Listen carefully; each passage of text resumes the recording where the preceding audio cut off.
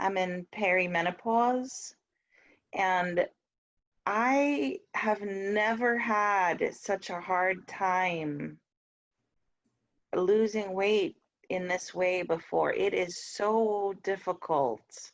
Yeah, Much it gets harder. so when you get older. And it's not impossible. But, you know, one of the things that I found is that when I was younger, I was a fitness instructor for decades, like from the time I was 27 until I was about 47. When you're exercising for 4 to 5 hours a day, you don't really have to worry too much about weight loss. You just kind of naturally stay, you know, and I was very Yeah. muscular, so wasn't anything that I worried about at all.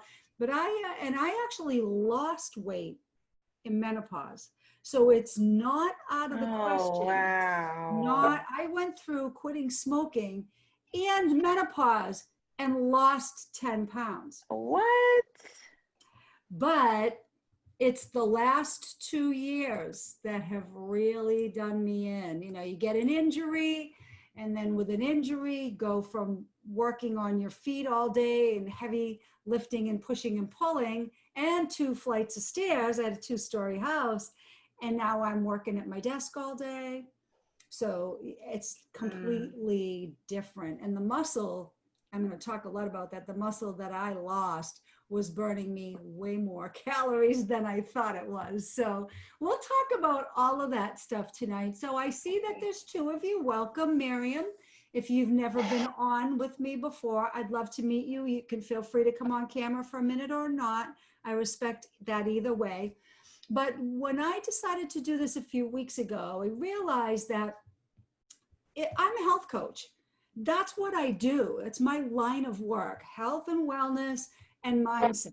So why would I not offer this portion of what I do to help the people on our programs make more sense of everything? Because there's always questions that our support desk has. So that's why I did this. So I've covered so far in the past 1 or 2 sessions, I talked about protein needs, and I'll keep repeating the topics for anybody who misses them as the weeks go on. But how much protein you really need, because there's such mythology around that subject, especially in the bodybuilding community. But it is important. It's just some people put too much importance on it. And protein has calories too. So if we're eating more protein, overall, we're eating more calories, and we can't always use it. And then I talked about other ways to measure success, because honestly, the scale is the poorest way to measure fat loss success. So I talked about the different methods of body fat testing, the waist to hip ratio, which is just a measurement. It's a simple measurement. Divide one into the other and you get a number somewhere around 7, 8, or 9. And it's a good way to measure your success from a body fat standpoint, because it's really too hard to measure yourself. You cannot get accurate measurements. And if someone's going to measure you, it's always got to be the same person, or your measurements will always be wrong. So people want to know, how do I measure if the scale isn't a good measurement, what is? And so I talked a little bit about body fat testing and the best kinds and why some of them are inaccurate. And so I think I also talked a little bit about exercise and what types of exercise were more beneficial for fat loss. And the answer to that was either strength training or strength training combined with high intensity exercise. Now, when I say strength training, it could be anything from literally physically picking up weights, squats, lunges, all that stuff, and making sure every muscle in your body gets some attention.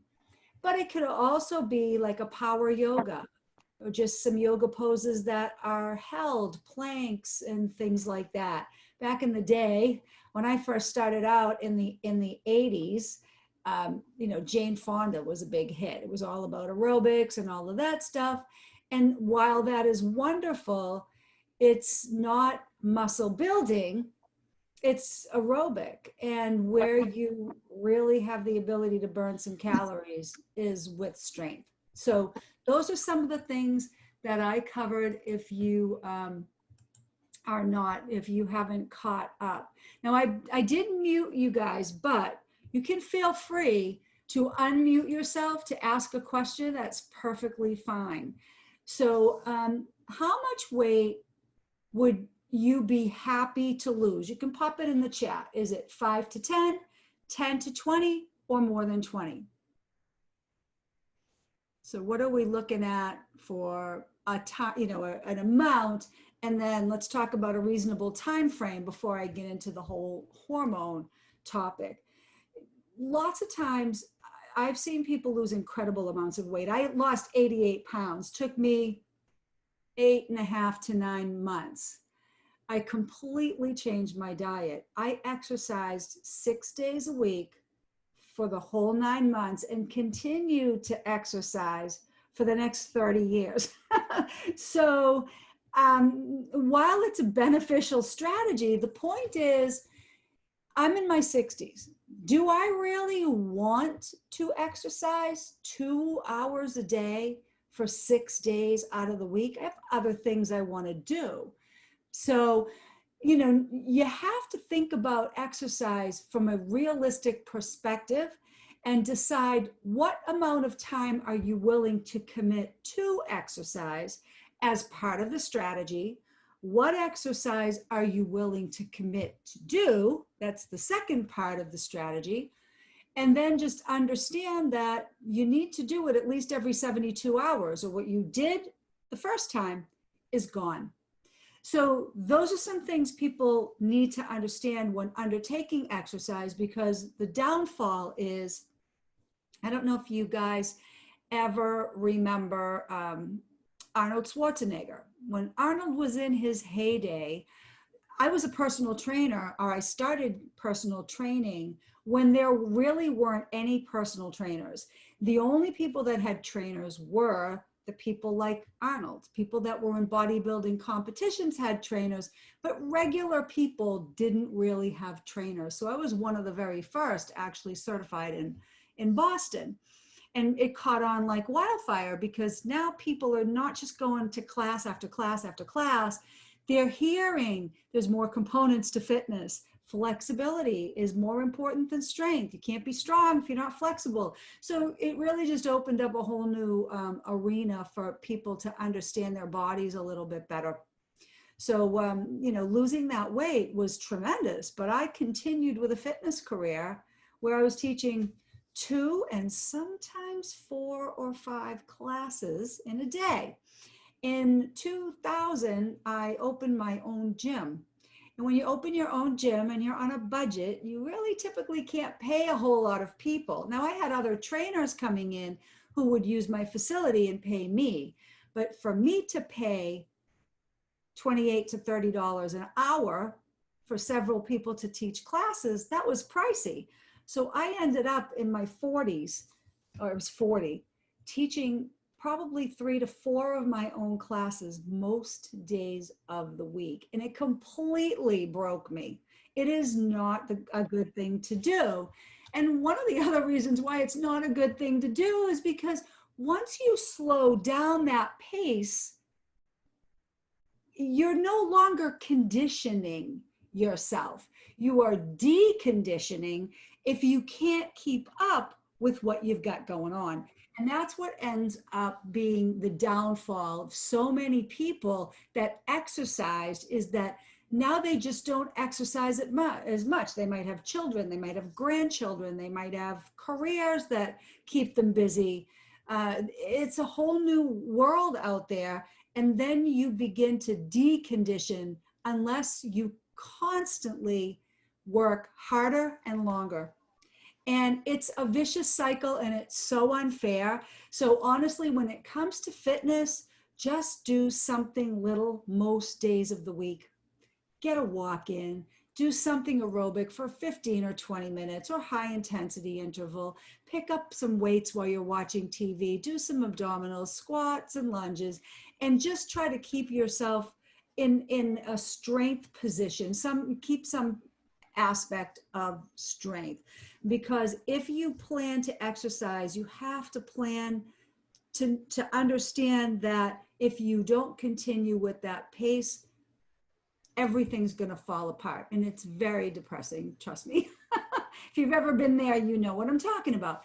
So the other kind of bugaboo that plays a big role in whether or not we will lose body fat, especially as we get older, are hormones. So I'm going to talk about them first and foremost from a dietary perspective.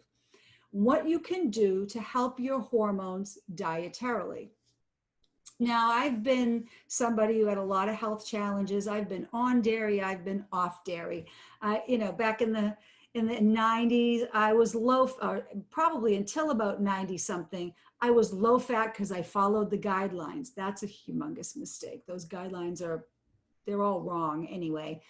And then everything fat was vilified. And I proved that wrong with a ketogenic diet. It's definitely not a challenge to your health. It's better for your health. You're going to hear a little bit about that tonight and about why that diet is so popular and why it works. It's because it was really something humans were very much intended to do, not constantly, but go in and out of it.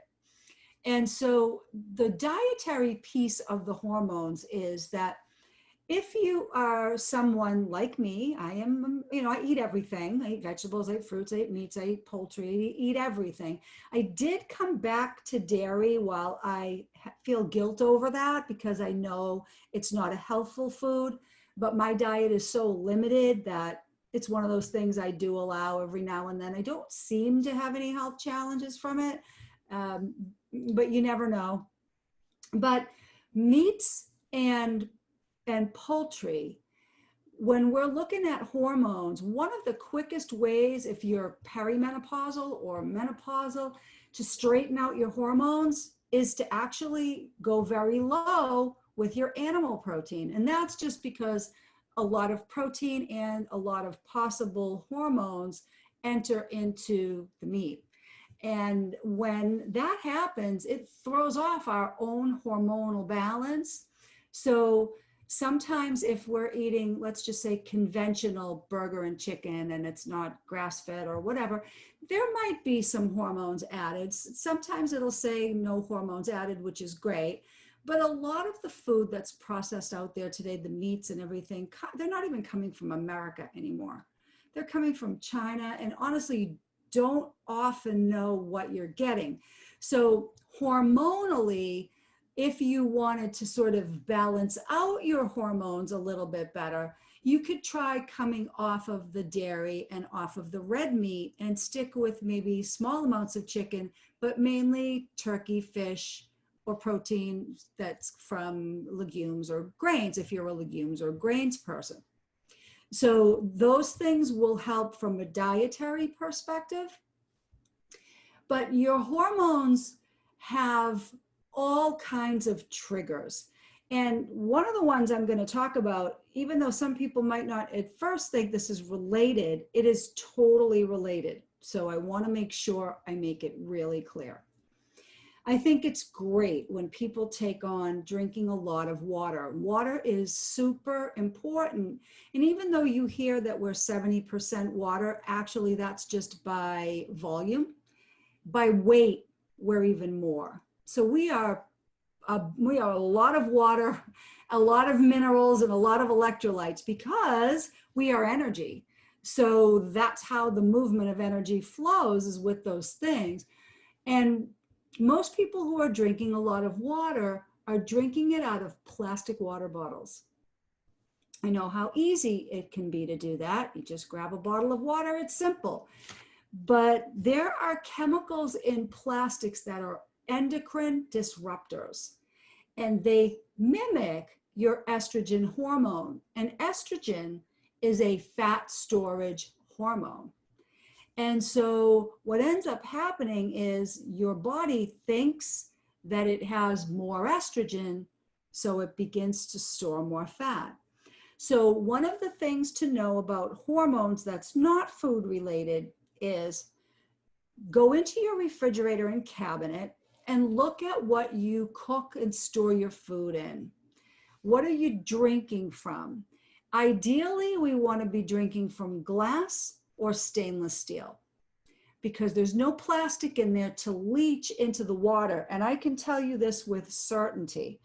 I worked in the supplement section of a supermarket for 6 years. I was the supplement specialist. But when my order would come in, I would go out on the dock and pull my order and bring it into the store so I could stock my shelves. Well, that same dock is for everybody. So the Coca-Cola vendors were putting their stuff there, and you would see stacks of pallets and pallets and pallets and pallets and pallets of water, all wrapped up in like a saran wrap, a plastic, until somebody came and broke it down and filled the shelves. It was an open air dock. That stuff was sitting, soaking up the sun all day. And the BPA in those bottles leaches into the water. So where do you find BPA aside from plastic water bottles, Tupperware, or Glad containers, any plastic container? If you go to the supermarket and you buy, let's say, a lean cuisine, or I don't know, there's a million different low calorie foods out there now. The problem with processed food is not only is the food processed, but it's typically packaged in a plastic container. And then what do we do with that? We put it in the microwave. So we just killed the food, which was already kind of not really that alive anyway. And now that plastic is leaching into the food. Every time we drink from a coffee cup, Starbucks, the lids, the plastic lids, more BPA. Grocery receipts from the cashier, all of your grocery receipts, BPA. And a lot of people will say, well, what about the BPA-free bottles? I just love how marketing tends to trick you. So once there's a concern, they're going to say, don't worry, we've addressed that concern. We have BPA-free bottles, but the problem is it's still a plastic. It's only one chemical composition different, and it does the same thing. So eat out of glass, cook and store your food in glass containers or ceramic, as long as it's not, typically a lot of it is from China. And that can pose another problem, but the glass Pyrex containers are often on sale. They're very healthy. If the lids break, you always, from the company, Pyrex will give you new lids. So that stuff will last you forever unless you drop it and break it. So that's a place where hormones could be getting into your food and you don't realize it. And belly fat is one of the first signs in men and women. It's one of the first signs of an estrogen dominance situation. And estrogen dominance happens to men too. If you look at men, see the man boobs, that is estrogen dominance for sure. That is not a normal occurrence. That occurs when the man's testosterone's probably getting low as they get older. They're losing muscle, but at the same time, they've got that excess of estrogen from the plastics in food, from just everything, the things that you put in your body. They all disrupt our endocrine system. So it's super important to understand that what you put on your body should be as clean as what you put in your mouth. And if you wouldn't eat it, you probably wouldn't want to cook your food in it. So that's a weird way to think about it, but it really is a huge problem today. And the problem with endocrine disruption is it can make a woman's period wacky. It can throw somebody into menopause earlier or later, but it's going to affect the hormones one way or another, and mostly in a negative way. The belly fat, the brain fog, all of that stuff that typically comes with a hormone imbalance can come on sooner. So the cleaner, the better. And it's always best to try to figure out how to cook and store your food the healthiest way possible. So with that said, we looked at the outside of the food, and then we looked at the food. But what about just the hormones that our body naturally produces? How do we outsmart those? The first one I'm going to talk about is insulin, because there are many people who are diabetic. And if you didn't come on last week, if you did, you've heard this, but I often want to just keep repeating this because it's so important. The worst thing a person can do when they're dieting is to eat 3 small meals and snacks, like a meal, snack, meal, snack, meal, snack. That throws your insulin levels into a tizzy, because what insulin is intended to do is dietary sugars cannot get into your cells where they're used and burned for energy without insulin. Insulin gets signal that there's sugar. Pancreas releases the insulin and it kind of sweeps the sugar right into your cells and it gets used for energy. Sounds like a simple process, right? But today, there are so many different ways to over carbohydrate ourselves. And I feel so bad when the vegan and vegetarian eaters struggle and they eat no meats and no dairy and none of this stuff. And they still can't get weight off because they're just eating way more carbs than their body can handle. And insulin rises.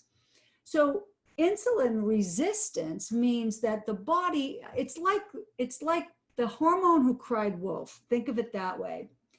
So every time you're having the sugar, the insulin has to release.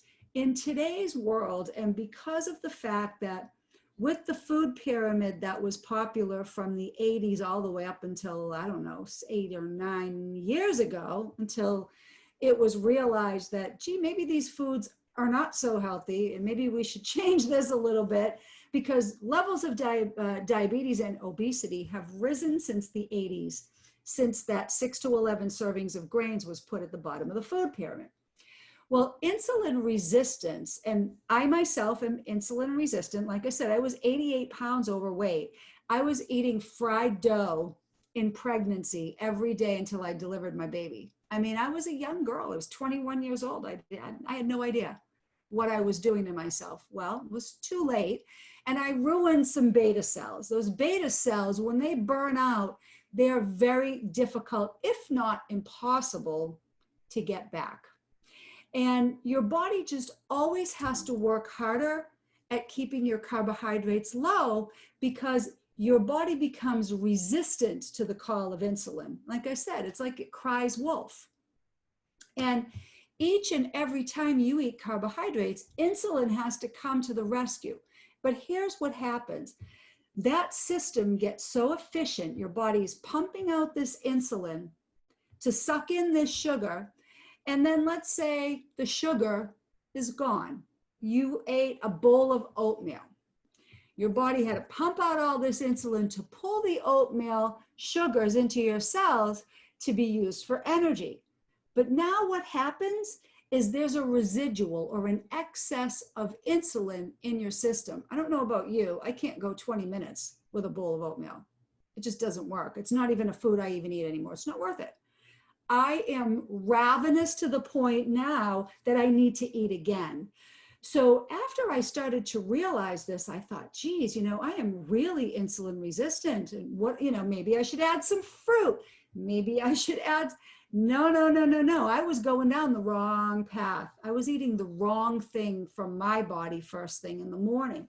So insulin resistance causes your body to produce more and more insulin, but then there's no sugar. Insulin has a job.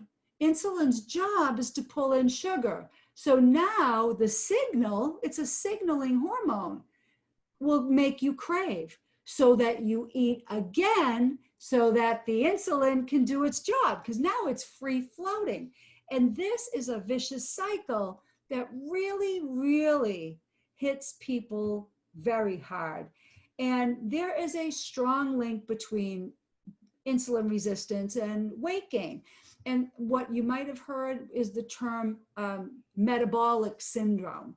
And there's a couple of different things that go with that, but insulin resistance is a hallmark. PCOS, women with polycystic ovarian disease, insulin resistance. And then what ends up happening with those women is their belly fat increases. And if you remember what I said in the very beginning, fat makes insulin. Fat makes estrogen, and estrogen makes fat. And it's just a vicious cycle. You're constantly craving and hungry and never tapping in to the body fat that's there. Body fat is nothing but stored energy. Stored energy. And I laugh when people will say, well, I don't think it's good to lose weight quickly. That doesn't sound like it's healthy. You should lose weight slowly. Well, maybe that's true. If you're building good habits, you probably are losing it slowly. But if you make a drastic change and you are releasing energy you don't need anymore, you're going to drop weight quickly. And as long as you're getting a decent amount of calories to support your muscle, and you're getting some protein to support your muscle, and you're doing all the right things, it's okay to lose weight quickly. There's nothing wrong with that. You're just not using that stored energy. That's all it is. As long as what you're losing is fat and not muscle. And that's where things get tricky. Now, the other thing I want to mention about insulin is this. Over the past 30 some odd years that I've been coaching people, most people, I take my blood sugar a few days a week. Why? Because I'm insulin resistant. And that's my way of knowing how I'm doing. Now, I am a very low carb person, but I have my moments. I might have a cocktail or two. I might have a gluten-free pizza every now and then. I don't typically have a lot of carbohydrates. I do like fruit in the summer, but I have to watch it. And it's a way for me to do checks and balances. I'll just take my blood sugar. Now, most people who are not diabetic have never done that. And that could be a huge mistake. You can actually get a glucose meter from a doctor. They'll write you a prescription, and most insurance companies will cover it 100%. They won't even charge you for it. And then the strips might be $20. And if you have insurance, it might be less.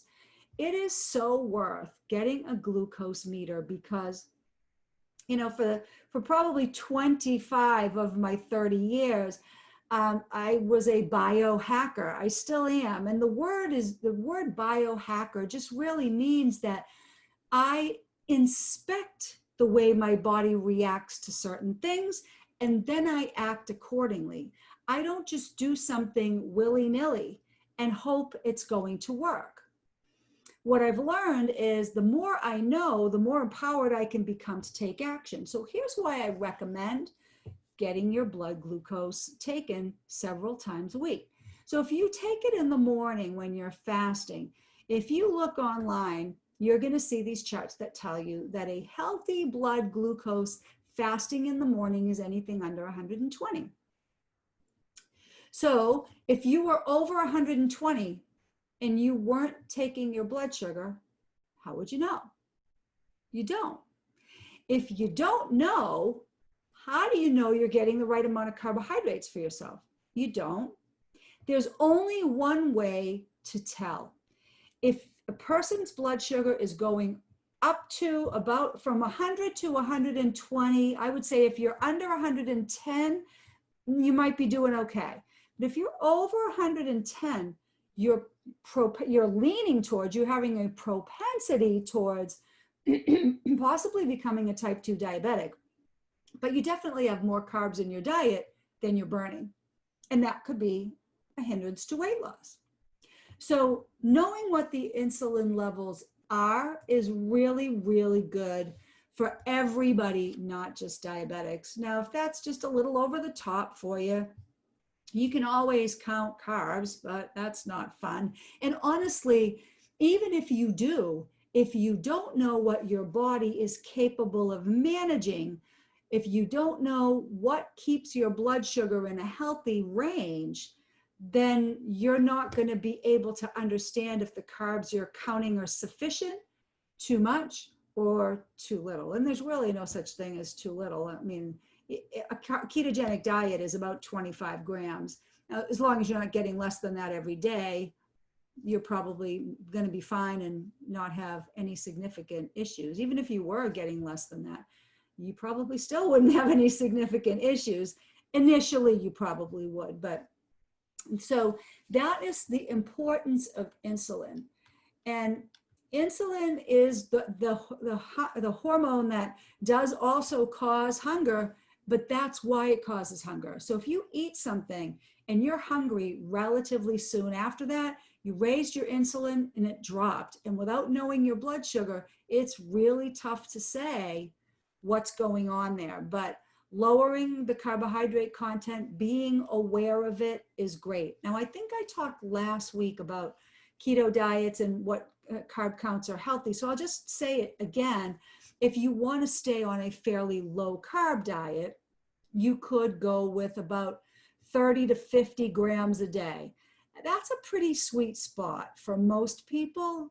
It should leave you with enough energy if you don't want to go into ketosis without really causing an energy crash, and you should have some good hunger stability between meals as long as you're not snacking. So if you got my emails from the Scalar Light Fat Metabolism program, I wrote those, you know I am not a fan of snacking because snacking raises insulin. You raise insulin, you're going to be hungry. You get hungry, you're going to eat. And it's just a vicious cycle. So being free of the having to eat so often is a really empowering feeling. Now, the next hormone that I'm going to talk about is ghrelin. And ghrelin is a hormone that signals in your brain, and it's one that when you have higher levels of ghrelin, your body is going to be more hungry. When you have lower levels of ghrelin, that can be really beneficial because then you don't get hungry. What happens with a lot of people, aside from insulin resistance, their ghrelin levels are all out of whack. So they have all of this fat storage, but yet their body's not signaling that. Their body is signaling that they need calories. So getting ghrelin under control is super duper important. And there is a really simple way to help ghrelin do its job.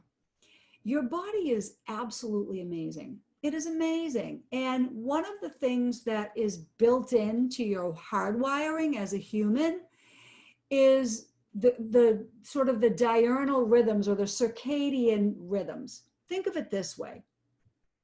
Our bodies are based on these schedules of approximately 12-hour cycles, right? The sun comes up in the morning and it goes down at night, approximately 12 hours later, depending on the time of year. Your body has an internal clock that understands when the sun comes up relatively soon, it's time to eat. So some things, and I'm going to mention this with leptin too. Leptin is coming up. But one of the things you want to tell your body is that there is plenty of food. And if the signal is messed up, your body's not getting that signal. So even though you're having all of this fat stored, your body thinks it's not there. It thinks that you need food and it's going to signal hunger. So having a big breakfast in the morning, I know a lot of times you'll hear don't have breakfast, intermittently fast. That can work for some people. But if you want to get ghrelin under control, having a big fat breakfast is the best way to do it. Now, when I say a big fat breakfast, I'm not sure what eating strategy you guys are on. So let's say I'll cover my bases with every one of them. If you were vegan or vegetarian and you did eat eggs and avocados is a great way to do that. Grass-fed butter if you'll eat it. If you're vegan, you're going to have a real hard time getting the fats that you need. You would probably have to have a half an avocado, a bowl of hemp cereal, some coconut milk, so you can get those fats, but you'd still be lacking a good portion of the protein. Protein is very satisfying, and honestly, our brain understands that when we wake up, like as if we were cavemen, and we come out of the cave, we're going hunting. Now, if it were the winter time, we might only get vegetables and some seeds, a nut here or there, a berry, a bug, whatever, very little protein. But then our brain understands that, and it understands that it's the scarcity time. We start getting tired. I mean, just your whole system changes with what you eat in the morning. So if you're okay with eating protein, then the best thing to do is get the fattiest, most protein laden breakfast you can. I'm not saying go crazy with the protein. A protein shake and an egg could do it, or a protein shake with some avocado in it. It could be something like that. But a significant amount of protein and fat is going to set your ghrelin straight, because that's what your body anticipates. That's what your healthy body wants to have. And when you have those proteins and fats, you should stay hungry for a good amount of time. And your body should begin to start tapping into its fat stores because it needs to. When you're eating a carbohydrate-laden breakfast and you're running on glucose, your body constantly needs glucose. But when you're running more on proteins and fats, when you run out, your body understands, oh, okay, I'm going to tap into my fat to get to my next meal.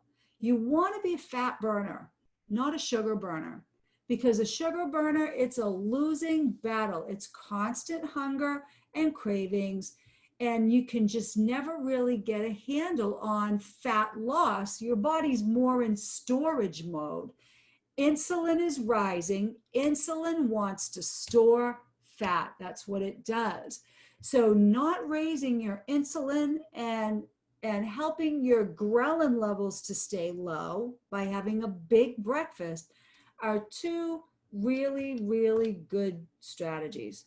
Now, leptin is that other hormone that's a signaling hormone that I wanted to talk about. And leptin and ghrelin work very closely together. So let's go back to the caveman strategy, cavewoman strategy.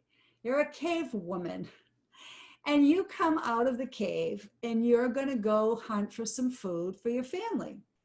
The first thing that happens is sunlight goes into your eye, right? Because now it's daylight, and that sets off a trigger response. It's a cascade of hormonal responses. Remember, hormones are signaling molecules. So hormones tell each other what comes next and what to do. If you wake up at 4 o'clock in the morning and it's dark, and you drive to work in the dark, and then you come home, maybe, in the afternoon, you're coming home at 3 or 4 o'clock, and then you never go outside, then it gets dark, all of your signaling molecules are confused. They think you live in Alaska. They have no understanding of what's happening, and hormones get wacky.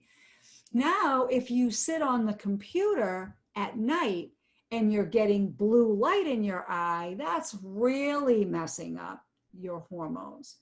So sunlight in the eye is one of the best ways to signal the leptin cycle, but it does so much more than that. Not only does it signal leptin and ghrelin, tells ghrelin to stay low, and it says, okay, the day has begun. The cascade of hormones begins, and within a few hours, you should have a meal. So typically when you get up, within 2 hours of awakening, you want to try to have that meal. My friend, Dr. Jack Cruz, calls it a BAB, a big ass breakfast. And most of the time, if you guys heard what we eat, you'd be thinking that, we're going to have heart attacks, but we know better. We know that's not going to happen. I mean, I am a big fan of bacon and eggs. I eat bacon that is, like I said, I am a meat eater. Bacon is not cured. It's just a regular bacon. But those are fats that don't oxidize. So they don't cause any cholesterol problems. They don't cause inflammation. They don't do any of that stuff. They are healthy for your mitochondria, which provide energy. That's mitochondrial food. And so it really is quite important to get sunlight in your eye. Now, so many people in the winter, obviously, if you live in an apartment complex and you're on the second or third floor, you might have to open a window to get sunlight in your eye. And you don't ever want to look directly into the sunlight. You can look to the left or right of it, up or down, but kind of around the light, and just let the light hit your retina for about 3 minutes. That's really all it takes for that signaling to begin. The other thing that occurs when you do that is your body actually starts to tap into making DHA. Now, if you don't know exactly what DHA is an essential fatty acid. If you get like a fish oil supplement, some of it has DHA and some of it has EPA.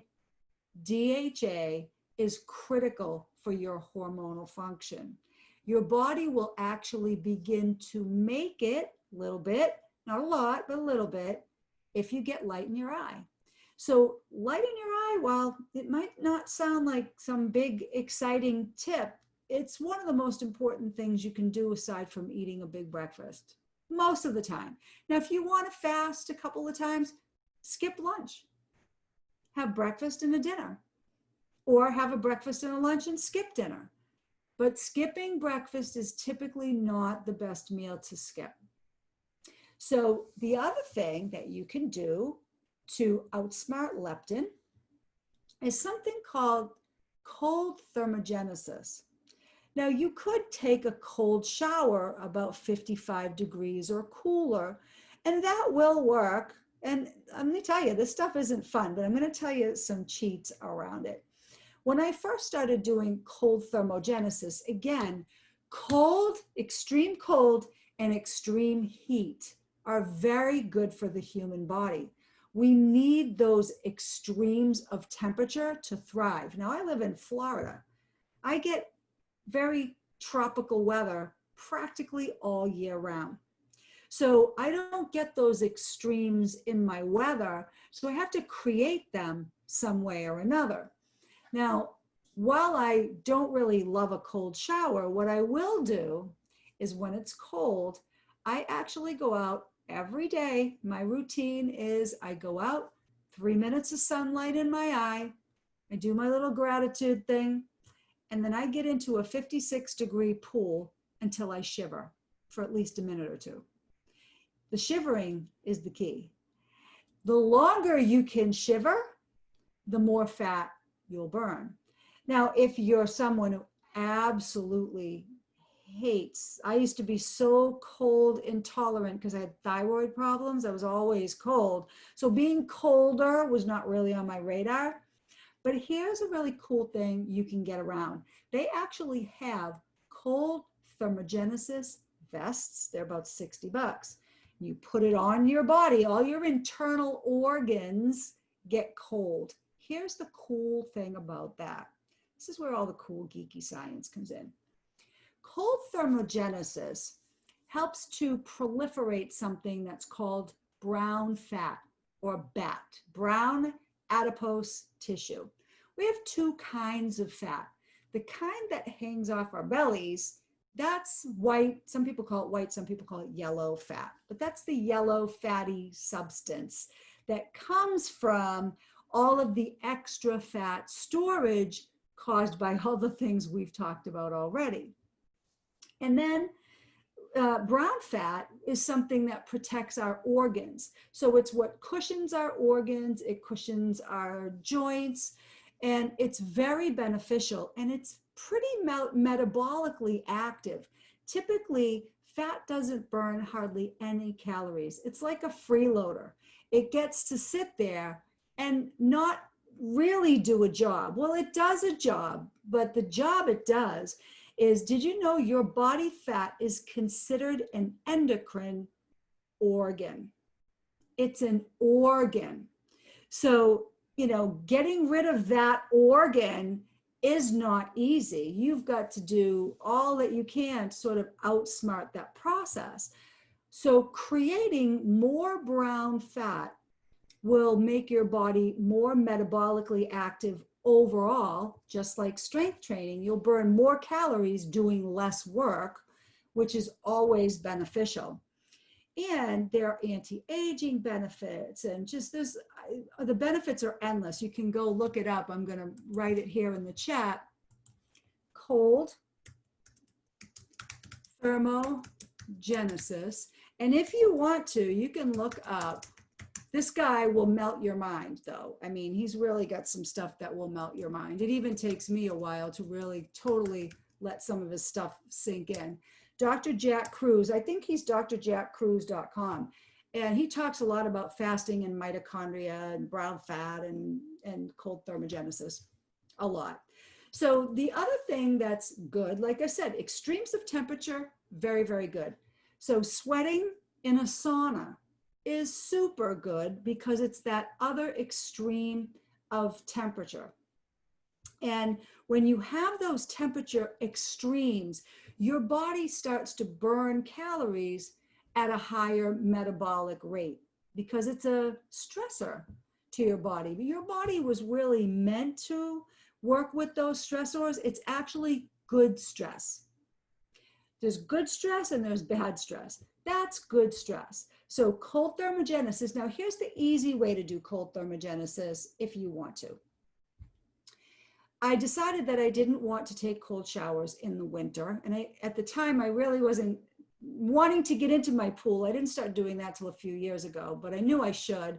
So I went the easy way. So aside from the vests, which are great because you just put it on and you go about your business and you'll start to shiver, and those little micro movements of your body, you're burning calories when you do that. So it's a good calorie burner, and all the other benefits, of course, as well. Now, you can take, if you've ever seen the ice packs, they're about this big, and they look like a bunch of little ice cubes, right? There's like 4 rows of 10 or whatever it is, right? Buy a couple of those little ice packs that look like ice cubes and put them in your freezer. You want to get a very thin towel or paper towel, and you want at least 2 of them. And then you want to take them, so let's say this is one and this is the other. And you will hold them, because you have to have a breathing hole, against your face. And that will typically allow you to stay with the ice packs on your face. A lot of times, Dave Asprey, if you know Dave Asprey, the bulletproof executive, they call him, Dave Asprey just straight up dunked his face in a bowl of ice water.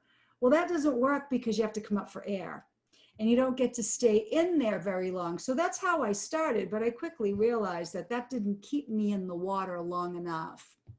But that is one of the things I did, lose the extra 10 pounds in menopause. So it was really good.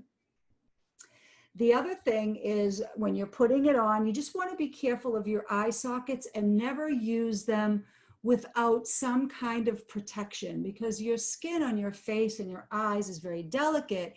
You don't want to break capillaries. So it should be cool. You could always stick a thermometer to it if you wanted to test it.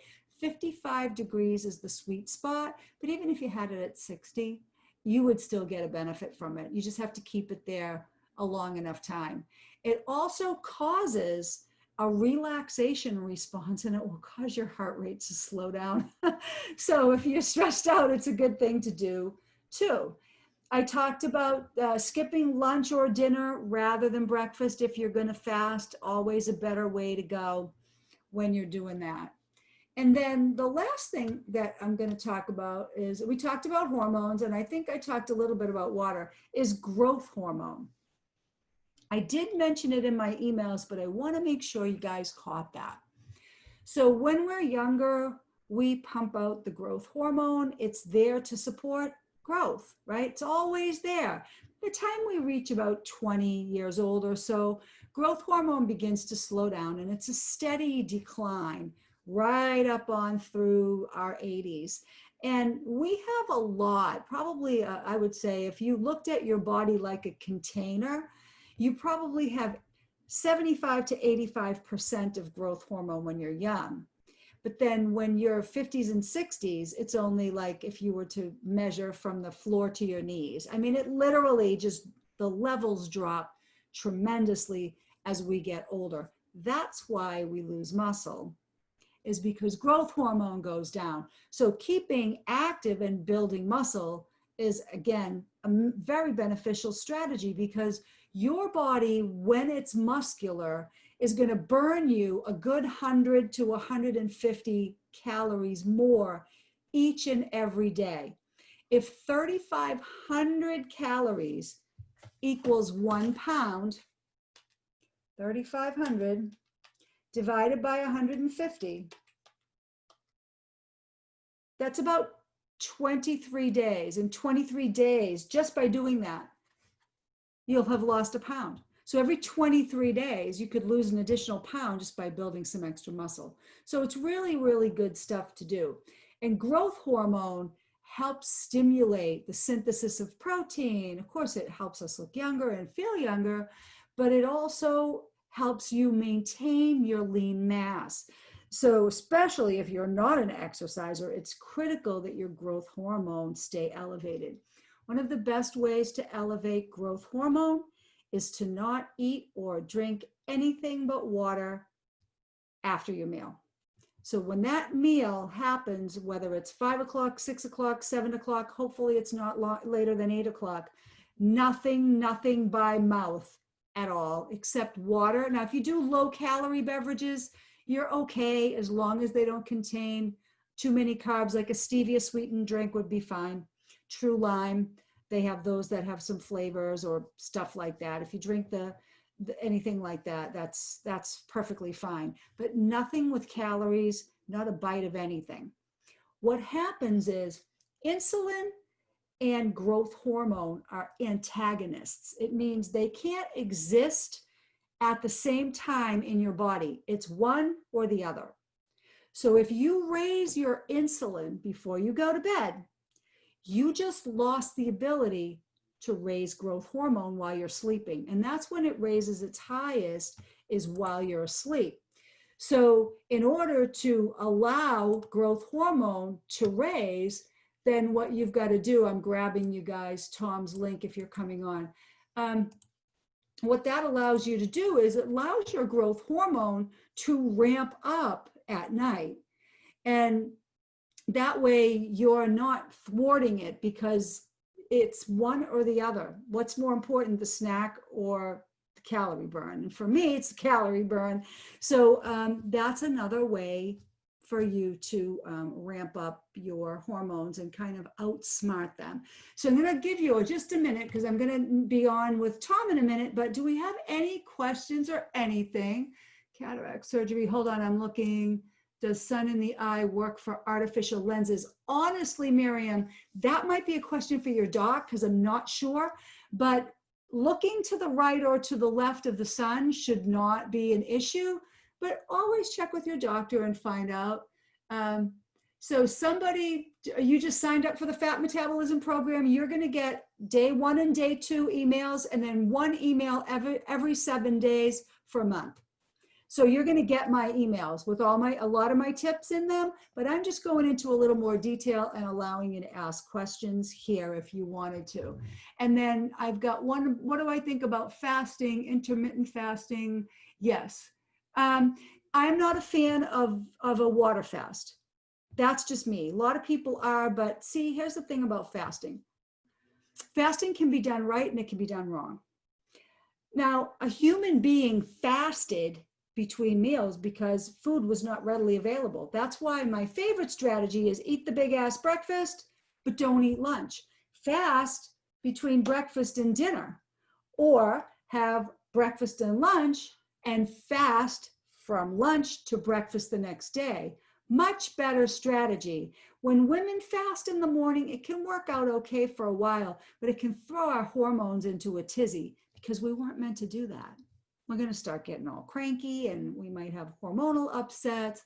Fasting is wonderful, but the fasting process, your body and your liver cleanse when you fast. And in order for them to cleanse, you actually need some calories.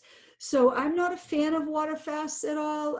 Fasting intermittently, stop, eat, stop, which means you eat a day, you fast a day, in that case, I would say that would be great. There's even a company called Prolon, Prolon. I have a link if you guys ever want it, but it's expensive. It's like $300 and something. You have to, every bit of the food you eat is theirs because it's all perfectly proportioned, but you can eat while you're fasting, but it's just like soups and broths and stuff like that.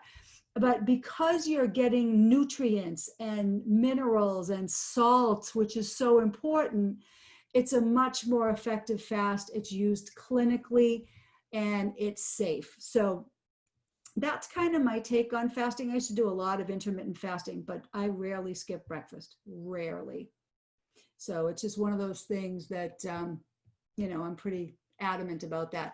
I'm going to drop a link in here. This is a link if you want to come on the call with Tom Palladino live for an hour. I am the co-host of that show. So, but it's just two different links. So if you want to jump on, I just popped it in there. I'll be hopping right on there in like 1 minute.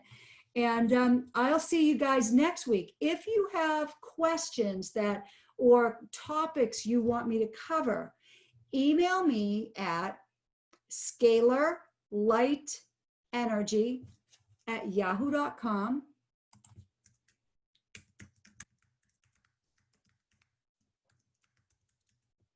And I will answer those questions, but the emails you get while on that program, I wrote those. So I write all your emails. So whatever programs you're on, I wrote your emails pretty much. So I really enjoyed tonight. I hope you guys did. If there was something that I missed that you thought I was going to cover, but I didn't cover, just send me an email because I'm going to need to jump off, but I'd be happy to answer that. And any help I can be in your journey, definitely let me know. If you're interested in coaching, I have private coaching. I have group coaching that's really specific to you or your small group. You can bring your own group or we can form a small group. So it's all up to you. If you're interested, let me know because there's other people interested. I can put you together. Or if you want to do some coaching separately, I would be happy to help with that. Otherwise, you guys have a good night and thanks for coming on. I'll see you next week.